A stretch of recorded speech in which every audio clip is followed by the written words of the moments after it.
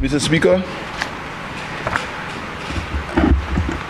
I want to read to this Honorable House part of the Caribbean Information Credit Rating Services Limited CARICRIS ratings update on the economy of St. Lucia. Mr. Speaker, this document is not the truth that we believe or we want to believe, but really the truth.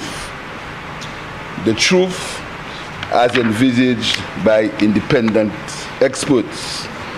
So, Mr. Speaker, when you hear about the rumors that the economy is in collapse and this economy is being badly managed, and you hear the delusions of people who have lost government and who refuse to understand that they have lost it, I'm going to read today to you, and I'm going to make it a document of the House for all those who have eyes to see and who can read. We will make it available to all of them so they can see, Mr. Speaker, that their delusions and their wish of doom and gloom on this country, because they have lost power, the wishes of doom and gloom are not going to come to a reality. This report will show that the St. Lucian economy and St. Lucia's credit rating is stable, and there are signs that it will improve in the long run.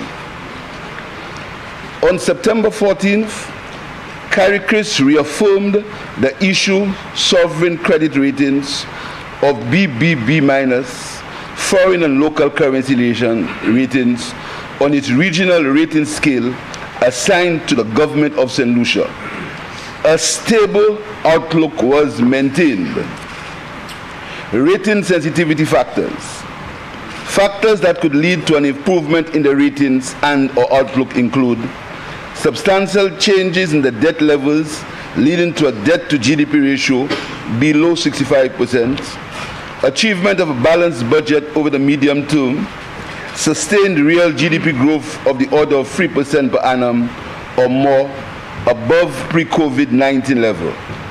Factors that could lead to a lowering of the ratings and or outlook include significant changes in the fiscal position leading to a fiscal deficit larger than 50% of GDP, substantial changes in the debt levels leading to a sustained debt to GDP in excess of 90% alongside a decline in debt servicing to below 2 times.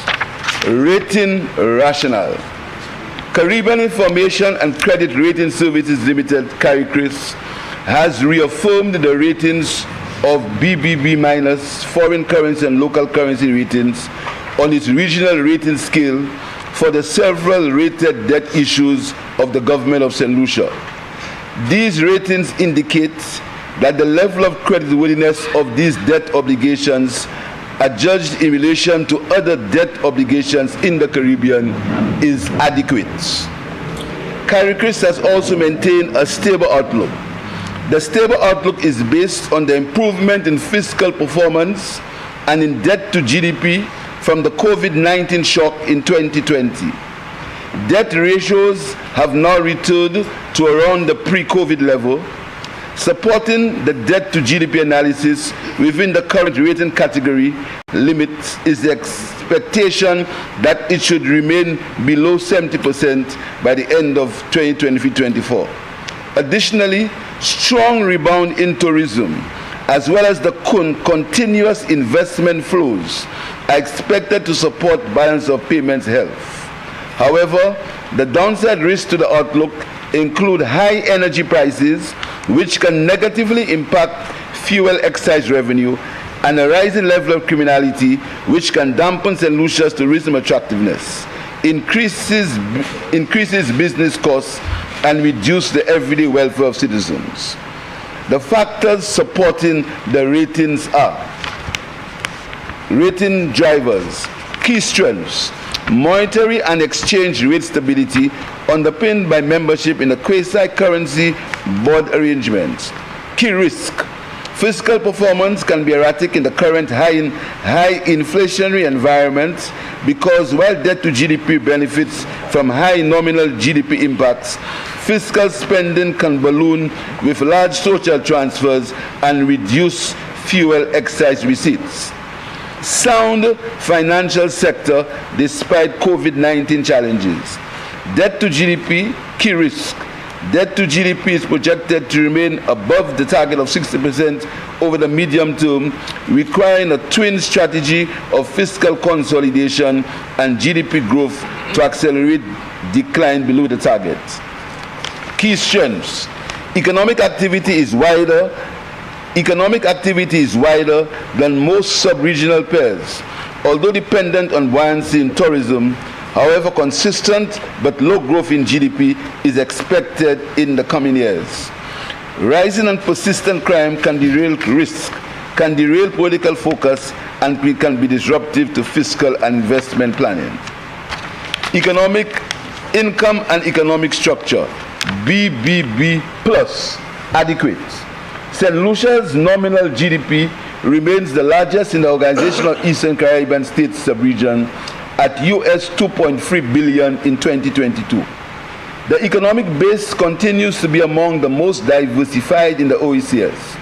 The three largest components of real GDP for 2022 were accommodation and food services 18.2%, real estate activities 10.7%, and wholesale and retail trade 10.6%. However, while this diversity exists as per industry classifications, tourism-related activities remain the lead driver of economic activity. Additionally, tourism continues to employ a significant share of the labor force. Therefore, factors which affect tourism can have large ripple effects throughout much of the economy. Real GDP improved by 18.1% in 2022 when compared to the prior year's improvement of 12.2%. Improved GDP performance in 2022 was primarily due to strong activity in the tourism sector. Tourism gained from the complete relaxation of COVID-19 restrictions on travel, which allowed capitalization of global pent-up travel demand. GDP additionally benefited from spillover effects of other sectors. Most economic activity categories improved in 2022. The most notable expansions were in accommodation and food services, 58.5%, wholesale and retail transport trade up by 23.7%, and transport and storage up by 19.3%. There were also favorable outturns for manufacturing, up by 11.4%, and agriculture, livestock, and forestry up by 9.8%. However, construction fell 12.6%, and financial services output was slightly lower by 0.9%. The tourism industry grew during the year as a result of continued recovery in stayover arrivals. Likewise, there was an improvement in cruise arrivals. Stayover arrivals rose year on year as a result of continued economic recovery in source markets and a full rollback of travel restrictions. The U.S. market grew by 38% in 2022 and was higher than the 2019 level by 9.6%. The UK market rose by 146.3%, but remained marginally below the 2019 levels. Both Canada and the Caribbean materially improved by 220% and 455% respectively. However, there were 48.8% and 63% below 2019 levels. Canada is a seasonal market and so more acutely affected by the season's weather and economic and flight availability factors, while the Caribbean suffers from lack of air access. Overall strong growth in stayover arrivals was due to increased U.S. airlift in 2022. Hotel occupancy rose to 70.4% in 2022 from 48.8% in the prior year. Cruise arrivals increased by 285.2% in 2022, which was approximately 43% 0.9% of 2019 levels. Favorable cruise itineraries contributed. There was a 490.8% rise in yacht arrivals. The wholesale and retail trade and transport and storage sectors grew by 23.7% and 19.3% respectively, arising out of the higher visitor arrivals. Though the manufacturing sector increased by 11.4% on account of higher demand from hotels, and in the export market, the industry was faced with challenges such as high cost of imported inputs and electricity and fuel. Agriculture rose by 9.8% in 2022, notwithstanding being negatively impacted by supply chain issues. Banana output rebounded, increasing by 11.3%. There was growth in domestic and regional tourism demand despite a decline in the UK banana market.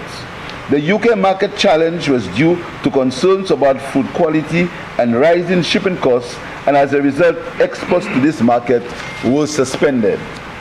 The construction industry declined by 12.6% due to reduced activity in both public and private building. Public sector expenditure declined by 33.2% as major projects were completed in 2021 as well as in the first half of 2022, coupled with delay in the implementation of the Millennium Highway and West Coast rehabilitation.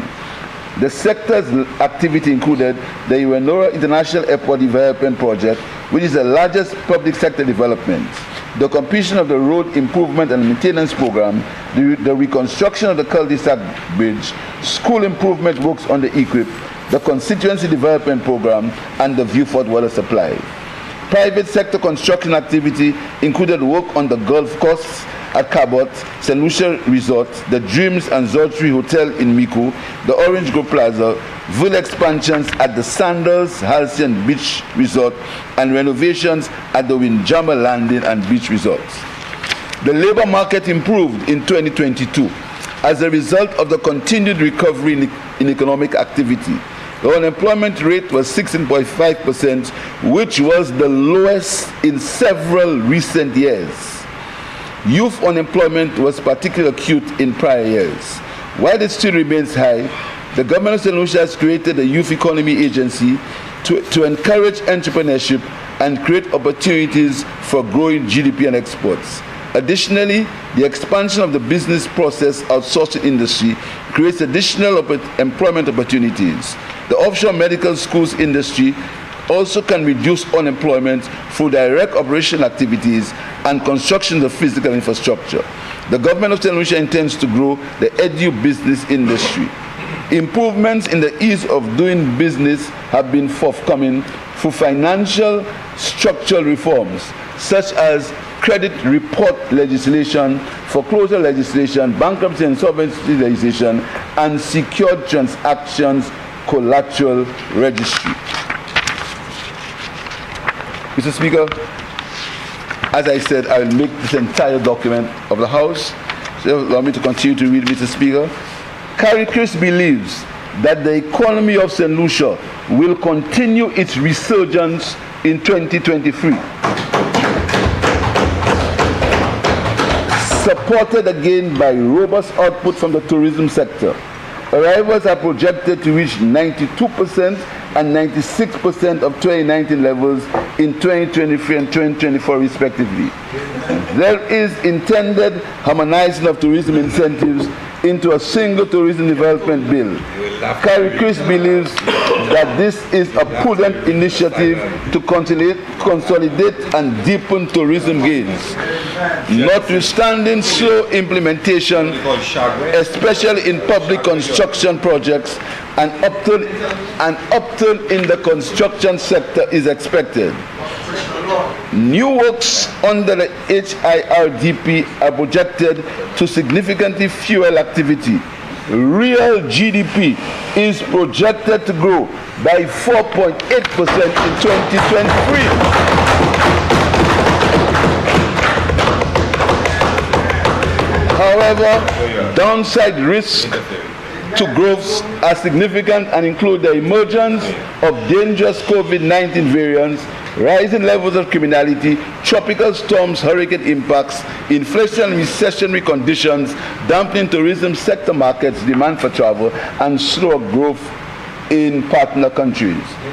Based on the improvements in real GDP over the last 2 years, Governor St. Lucia's output performance is trending towards achievement of the GDP rating sensitivity factor. CARICRIS may update its outlook or ratings in future review periods if progress persists.